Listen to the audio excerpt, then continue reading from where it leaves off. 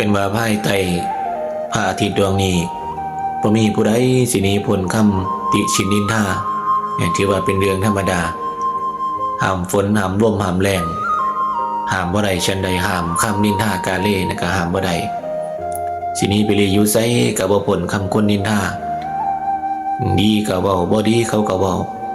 ขนาดพระพุทธรูปนั่งอยู่ซื่อๆก็ไปตีเพิ่นว่าหัวสั่นหัวยาว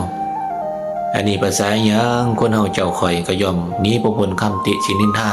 นั่นถือว่าเป็นเรื่องธรรมดาคันมีคนมาอิจฉาเฮามานินทามาบอกมาว่าให้ก็ขอให้คิดว่าคือสิบ่มีผู้ใดอิจฉาคนที่ด้อยกว่าเจ้าของดอกแสดงว่าเฮาดีกว่าเขาเด่นกว่าเขาเขาจังเว้าจังว่าให้ติเฮาก็คิดไปเพิ่นจังว่าโลกธรรม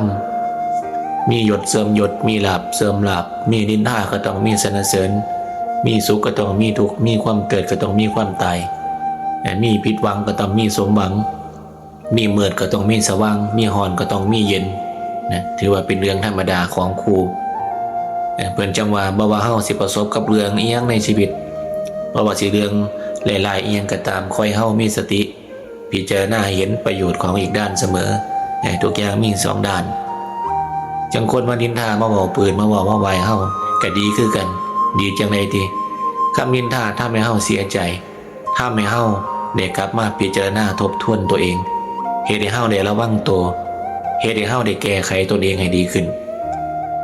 ส่วนคำสรรเสริญคำยองคำย่อ